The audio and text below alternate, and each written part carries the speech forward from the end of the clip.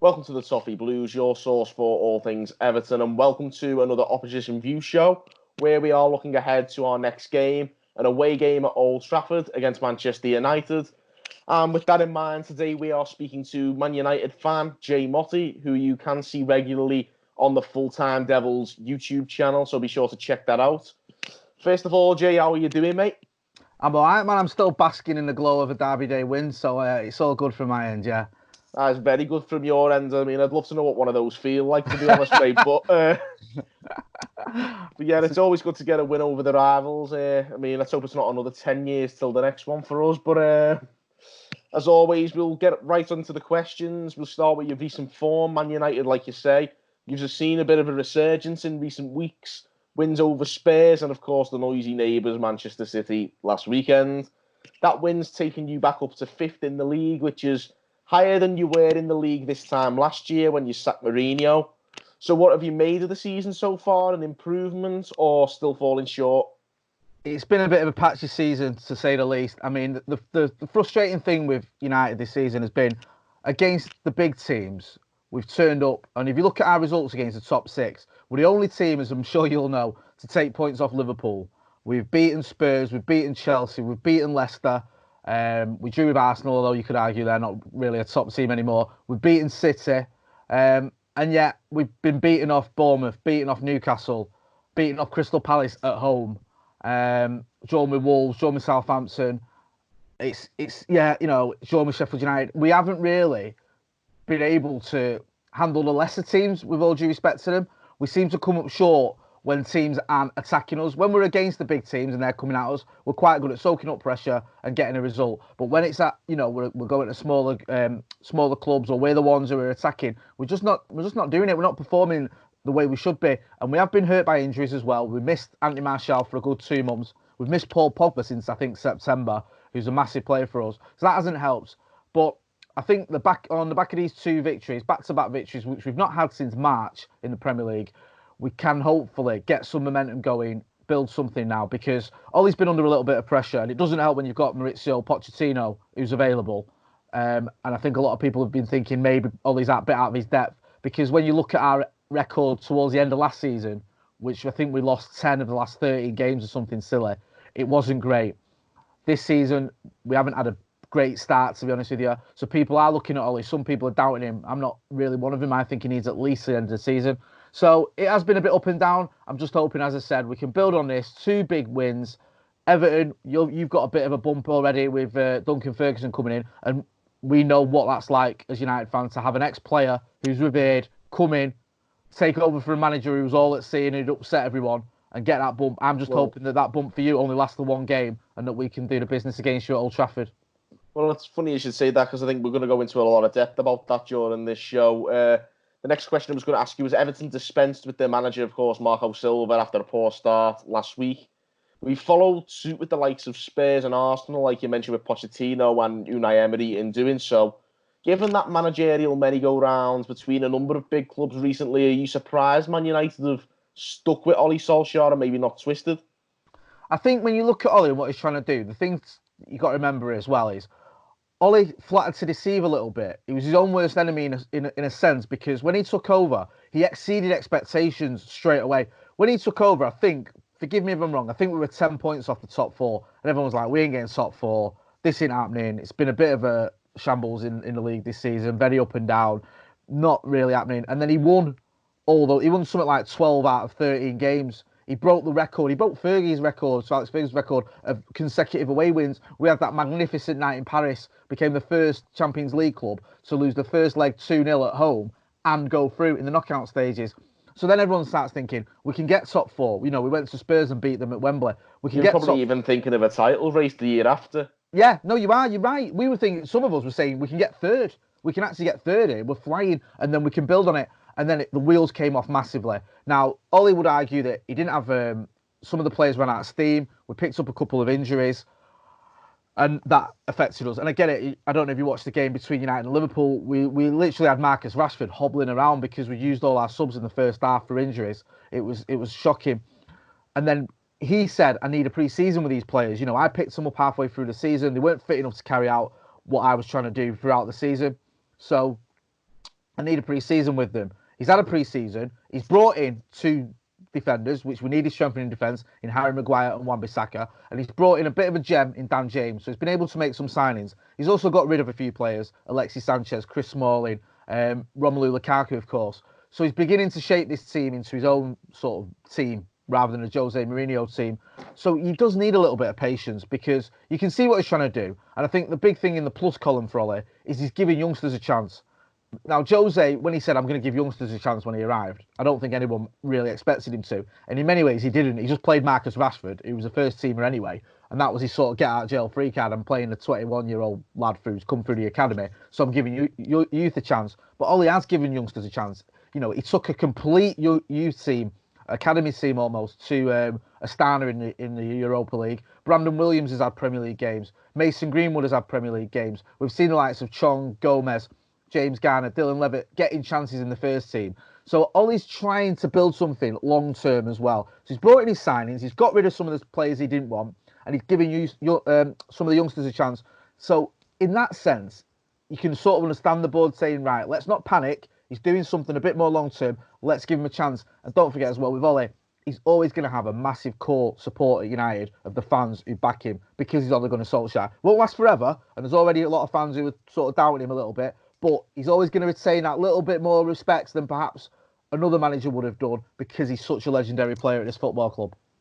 That's very much understandable, and obviously a lot of Everton fans can sort of empathise with that because of what's happened recently, bringing in Duncan Ferguson as a caretaker manager. And, like, obviously it's a year to the day almost that Solskjaer replaced Jose Mourinho at Old Trafford. Obviously, with Duncan Ferguson recently taking caretaker charge after we sacked Marco Silva, we're just thinking maybe Solskjaer was installed as an interim at first before he got given the job permanently. Having seen Solskjaer's performance over the last year or so, would you advise the Everton board to give Ferguson a go or still maybe look out for somebody more experienced? What I would say is wait. The problem we had with United and Ole was never going to be a permanent manager at Manchester United. Let's not kid ourselves. He was purely brought in for caretaker basis because if you look at his record, yes, he won back-to-back titles at Molde in Norway, but that was like 4 or 5 years, I think it was 5 years ago. He'd been to Cardiff and been relegated with them. And although he was a popular figure at the club and he'd managed the reserves for a little while and he was well respected, there was nothing in his CV, if we're being honest, that said he was equipped to manage Manchester United Football Club. So he's brought in just to weather the storm. A lot of players weren't happy with Jose. Paul Pogba wasn't getting a game. Anthony Martial was disillusioned.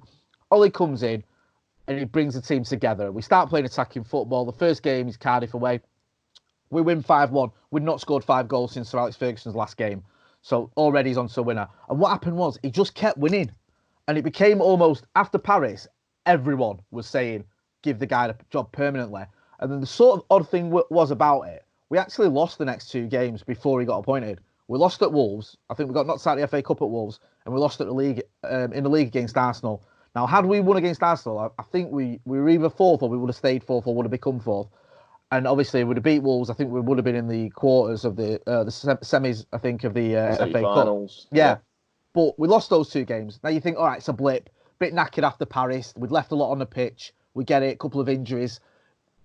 Those got, especially the Arsenal game was very close as well. Lukaku missed a bit of a sitter. They had a dodgy penalty. So you can sort of think, okay, the wheels haven't come off.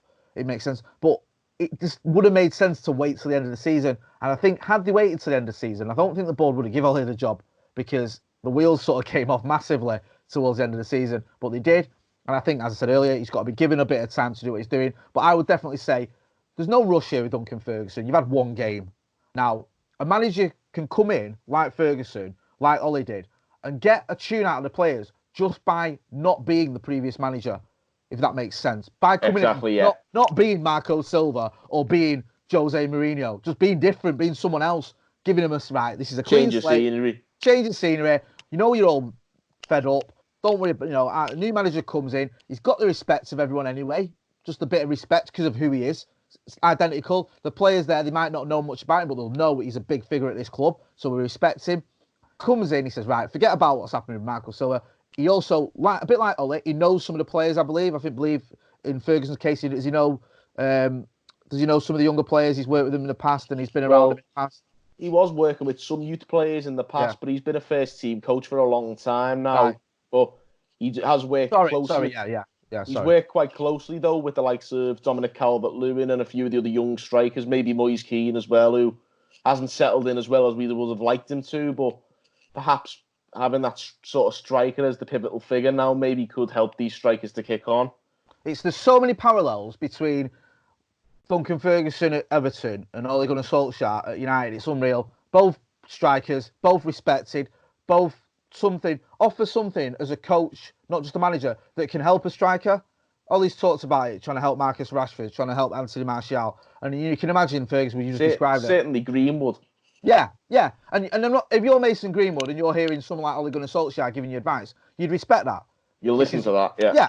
This is a guy that scored the winner in the Champions League final. He's a guy that, scored 4 in 10 minutes as a substitute, banged in over 100 goals, I think, for Manchester United, well over 100 goals. So you respect him, and I think it's probably the same, no doubt, with the Everton players. They respect what he's got to say. If he tells you, what he knows about finishing or whatever, you're gonna appreciate that. So there are a lot of parallels, but I'd just say it's very easy to buy into the emotion because he's a club legend. He takes over, you get some good results. If you get a result on Sunday at Old Trafford, you'll hear the cries. You'll be going, look, just give him the job. He's turned us around. Just there's no rush. He's not going anywhere. You guys aren't going anywhere. I would advise just to wait until the end of the season and just say, right, at the end of the season, where are we? If you're happy, if he's had a successful season, or if he's starting to build something, you think, given a bit more time, this could happen. Or if it hasn't really worked out at the end of the season, you don't have to sack him because he's not permanent manager. Just say, right, you've helped us, steady the ship, off you go. So yeah, I would definitely say just wait. There's no rush on this. Do you know what I mean? Just wait and enjoy it as long as you can. Just don't enjoy it too much on Sunday, hopefully. I'm hoping that obviously you don't get the result there. But yeah, I would just say just be patient with it. Of interest, we have had a lot of, obviously we enjoyed the win on Saturday against Chelsea, but a lot of our fans have been clamouring for a new manager a lot quicker than you'd imagine, just given how well we did. And it's easy to rush into appointing a new manager, isn't it? Especially when you've gone through as many as we have at Everton. Yeah, and I think sort of, it's sort of the answer to everything, isn't it? New manager.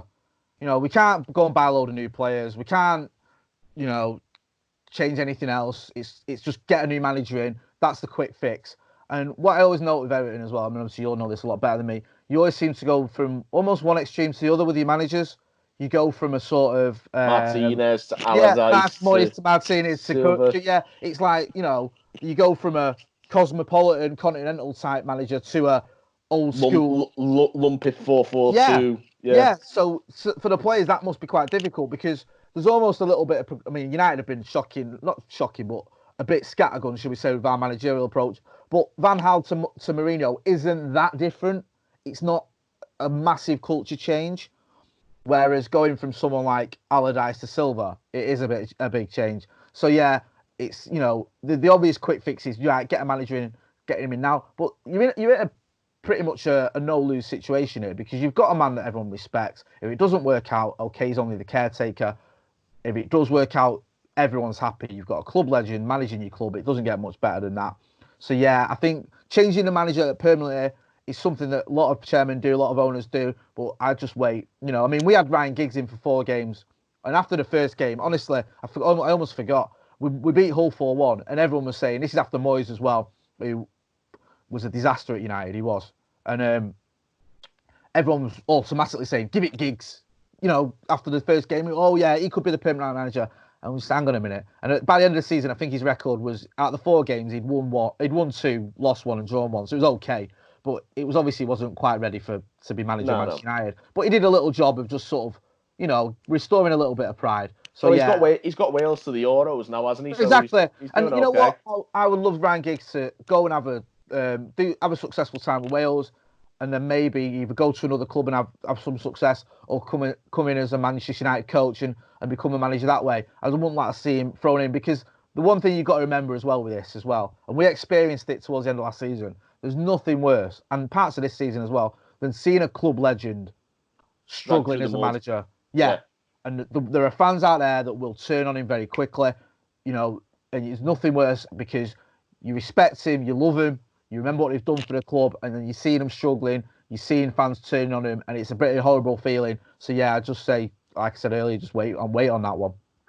Speaking of sort of people who've done well for the club in the past, you mentioned David Moyes. His name's been bandied about as a possible new manager or new old manager. What would you say about that? Would you Well, I'm guessing recommend Moyes? Or? No, God no. I didn't think you would. I wouldn't wish David Moyes on me. I won't wish him on Liverpool. Well, I don't know actually. I probably would. Yeah. Listen, I know David Moyes was different for Everton than he was for Manchester United. Otherwise, he wouldn't have got the Manchester United job. He came to United. It was a difficult time for him anyway. I will give him that, because despite the fact we were champions, we did have some aging players. We did have players who'd had like almost one last hurrah and who were probably not title-winning players anymore. Maybe Rio Ferdinand was coming towards the end of his career. Nemanja Vidic, I think he said, had already been turned. He was already on his way to Italy. There were question marks about one or two players like Cleverley, Welbeck. Were they really at the level that we needed? But there was no excuses. Some of the decisions he made just baffled me. They were beyond belief. The comments he made, I could spend all day repeating some of the comments that David Moyes made. I remember the Stoke game, I don't know what we have to do to win. Yeah, mate. What kind of manager says that? He said one, the worst one for me was Liverpool came to Old Trafford and he said, yeah, they're coming into this game as favourites. Now, you don't say that to United fans when we're the reigning champions. I remember, didn't he say Man United need to be more like Man City? He aspired to be like Man City. We were the champions of England and we used to look down our nose at City, and he's going, we aspired to be like City ahead of the derby. It was just one thing after another, honestly, mate. Honestly, a lot of fans question Moyes' mentality as Everton manager, to be honest, before that, where he sort of maybe wrote us off too much going into big games, and it sort of we were beaten before the ball was kicked. It wasn't great, was it, for you guys against the top four when he was? No, we never won an away game. Yeah, we won a couple of Goodison here and there, but it was generally quite poor.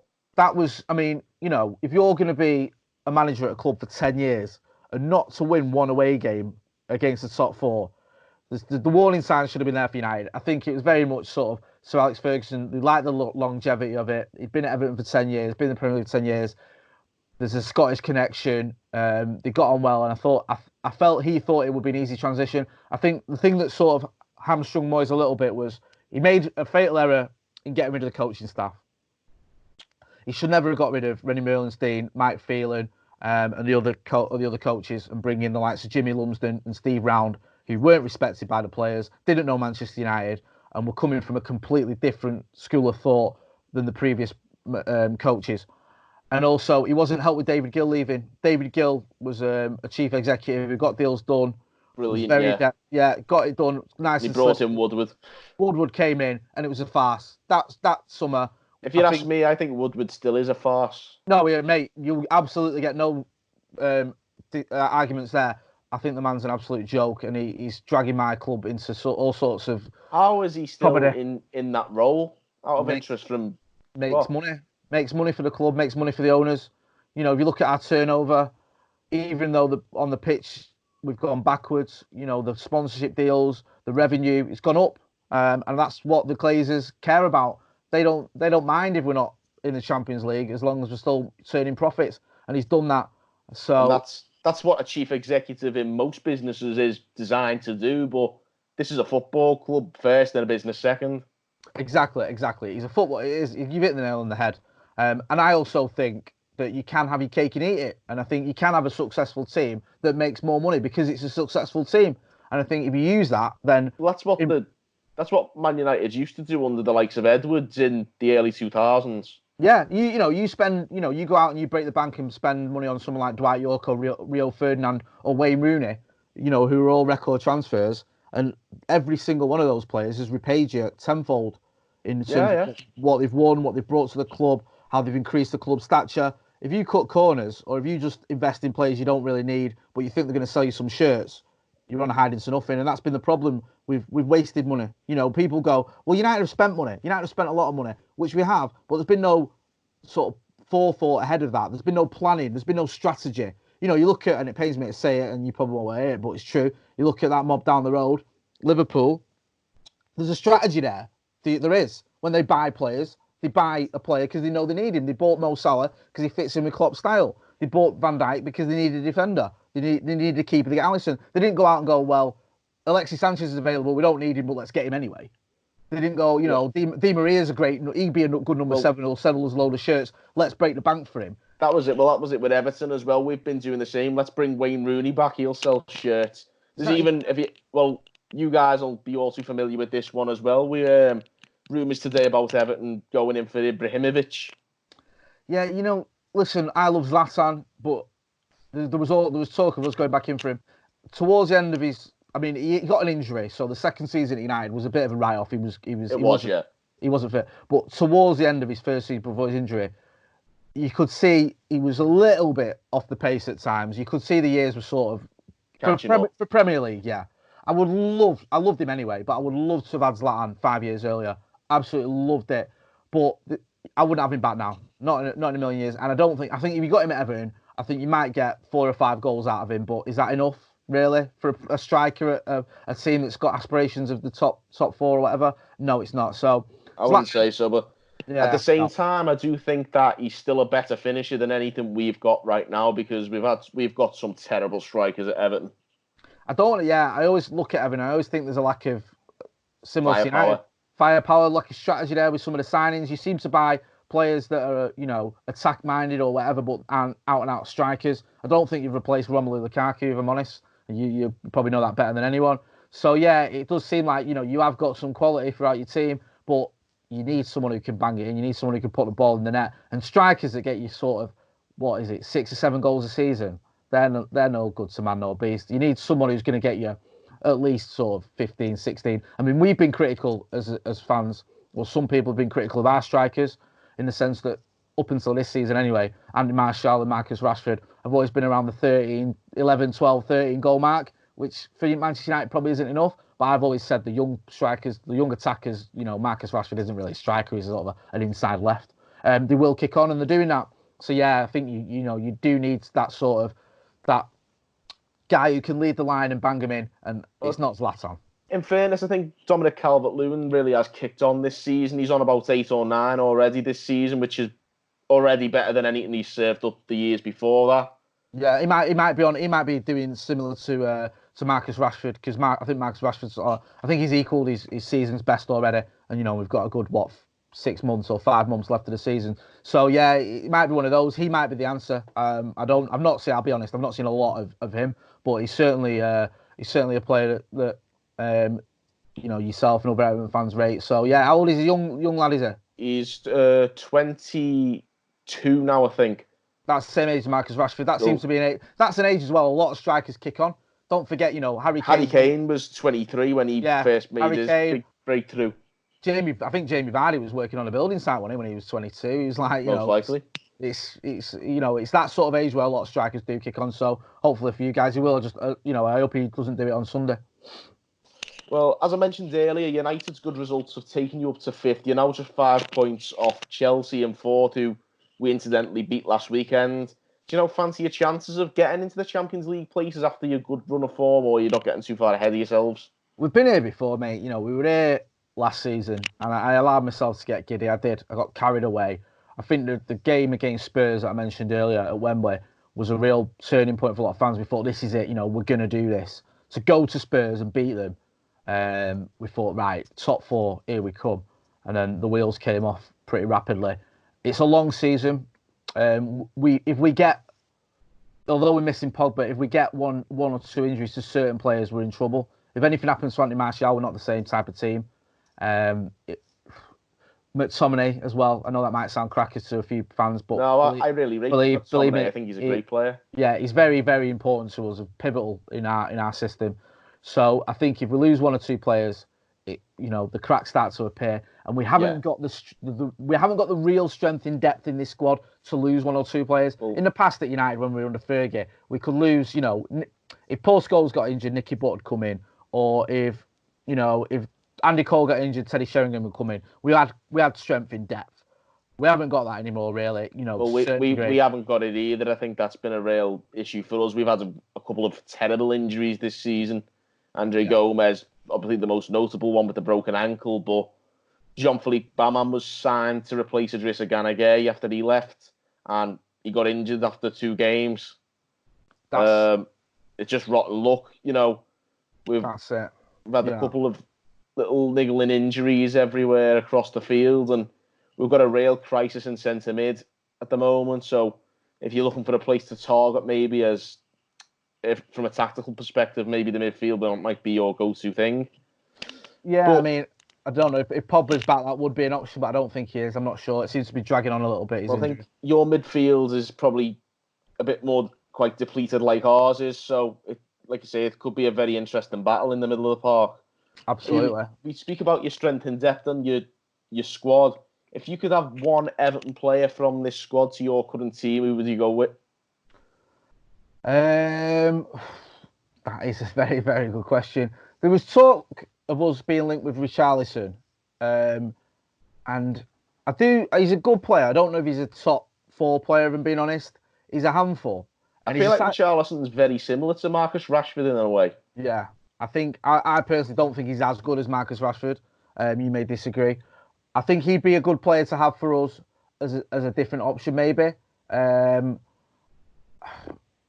mean, you'll know I'm not very well on Everton, but I don't know what sort of a season Lucas Digney's having at left back. Is he? He was fantastic last year. He's not been quite the same this year. Because he was a player. He's still good. He's still good. Yeah, he was a player that I rated. I had him in my fantasy team. I got him in my fantasy team. I've not watched a lot of him this season. We've had problems at left back, so maybe he would be someone that I'd take. I mean, I think with Everton, you've got quite a lot of good players. I think it's just the real standout ones. You haven't got as many of them as perhaps you need. I might be wrong. You might disagree. I think most Everton fans probably would agree with you on that. There's only a couple of players where you think he's really good and like he generally turns up. Like I think Richarlison, Dean, a couple of others maybe here and there.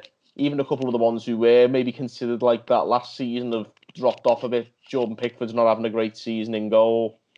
A couple of other players maybe underperforming, but yeah, it's very much we're too inconsistent for any player who is currently at Everton to be considered a top player. Yeah, and what you can hope is that Duncan Ferguson can get a better tune out of some of these players, because, you know, when you've got a manager who's struggling and maybe some of the players weren't playing for him or weren't feeling it or didn't feel valued by him, you know, a new manager can change a lot of that. And, you know, you mentioned there Moise Kean, you know what he's capable of. We've seen it in Italy. You know, he is a quality player.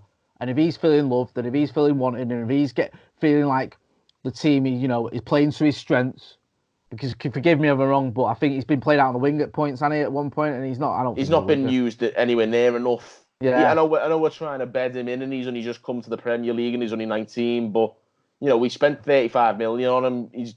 You've got to give him a chance at some point to see if he can repay that. Exactly, and he's probably feeling a little bit disillusioned because he's come to Everton, probably thinking I've got first team football guaranteed here, and he's not getting it. So if you can get a tune out of him and maybe one or two others, then yeah, you know, those players might have another level to go. Because we saw at United, you know, there was players that I'd written off. I'll be honest with you, I'd written off Fred. I've not written him off. I think I'm being a bit disingenuous. I was on the fence with him. I didn't expect a lot from him, and he's surprised me on just how good he's become. And I think Ollie deserves a lot of credit for that, because Ollie stuck with him. He's played 10 games on the trot where he's played a full 90 minutes.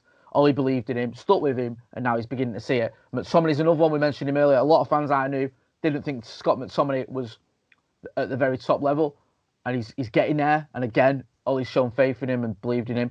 And I think, you know, whether it's Ferguson or whoever else comes in for you, you may find that if they show faith in these players and they trust them and they play the players in the right position, then some players that you might yourself have thought they're not up to it can surprise you. Well, I think you speak of McTominay, we have a very similar player to him in Tom Davis. I can't. Go on, sorry. Yeah, he blows hot and cold, and a lot of fans, I know a lot of people have written him off saying he'll never make it at Everton, but all of a sudden I think the tide's starting to turn a little bit, and people are realising that there is a player in there, and very similar to McTominay in the way that he is very all-action, gets about the midfield, and he could really offer us something. Yeah, I mean, you know, there's nothing better as well as seeing a local, you know, academy product. I know Scott McTominay's Scottish, but he came through the academy. seeing them succeed, seeing them playing well. You want them to. You get behind him. Absolutely. And they're only young lads. I don't know how old Tom Davies is. I think we live in an era as well where players are written off at like 22. They're like, oh, he's no good. You know, Tommy's 22 and he's having the best form of his career. I think sometimes you just need, like I said, that manager who could get the best out of you, maybe put her arm around you when you need it and give you a bit of a rollicking when you need it. Get that guidance as well. Yeah, you know, a little bit of guidance, because sometimes I remember, you know, there was a sort of crop want of Everton youngsters. Remember when you beat City 4-0 with the likes, was it Lookman and a few others? Lookman, we had Lookman, Tom Davis, Calvert-Lewin, Holgate.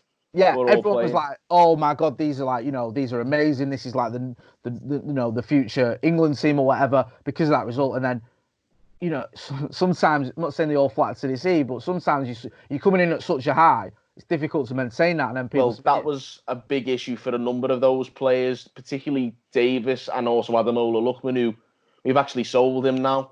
That's it. You know, I remember watching that game thinking, who are these guys? Where have these guys come from? And this was, you know, I know it wasn't City quite in their stride. Pep Guardiola was still finding his feet, but it was still Manchester City team managed by Pep Guardiola.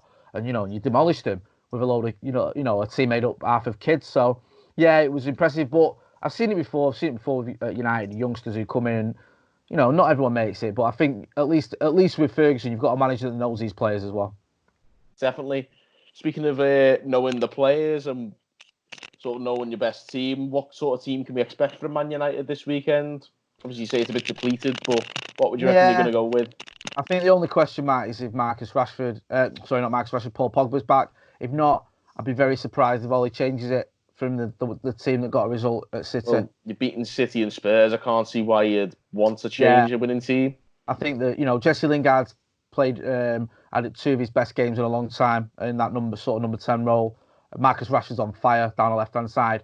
Martial, if he's fit, he'll be the number 9. Dan James is having a great season as well. He's been a real gem for 15 million. And then the only sort of slight question mark is at left back. He went with Luke Shaw in a derby the few days before.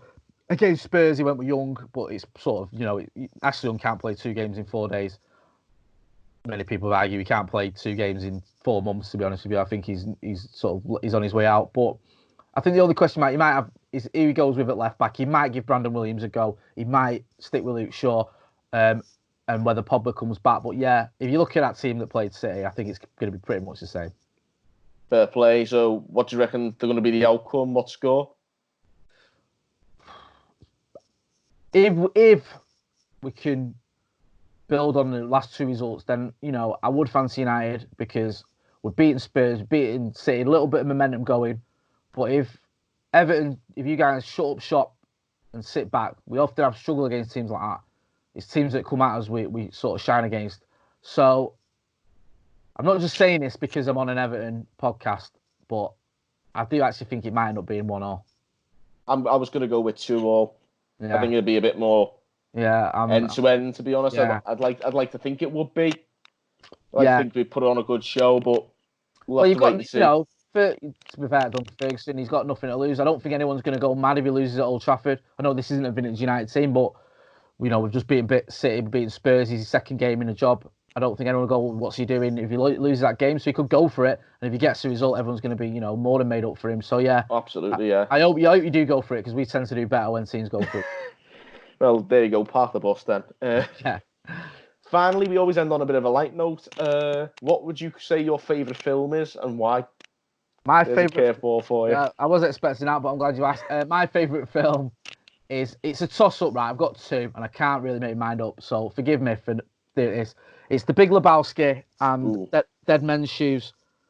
2 polar opposites in terms of films. One's very dark, and one's just a laugh a minute. But those are my 2 favourite films. I could watch them all day long.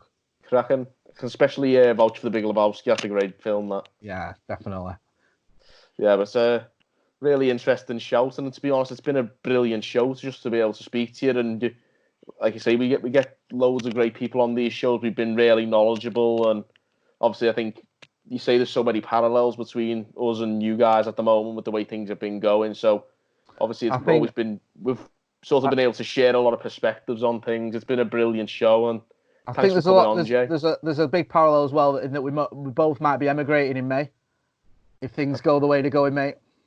Oh, absolutely. Yeah, I think Everton fans are we're going to try and build a bunker or something. Well, yeah, I think United fans will be joining you in that bunker if there's any room for us. Believe me. There'll be more in the bunker than there isn't, to be honest, I think. But yeah, Well, so yeah. hopefully we'll see you there. We'll have the Big Lebowski on in the bunker. All right, mate. Cheers for that, James. Good chatting to you, mate. Been brilliant, mate. Thanks for coming on, Jay. Anytime, So there mate. you have it. We've got Everton travelling to Manchester United on Sunday. Be sure to check out all our content in the build-up to this game. And, of course, my reaction afterwards. And, of course, guys, thank you for watching on the Toffee Blues.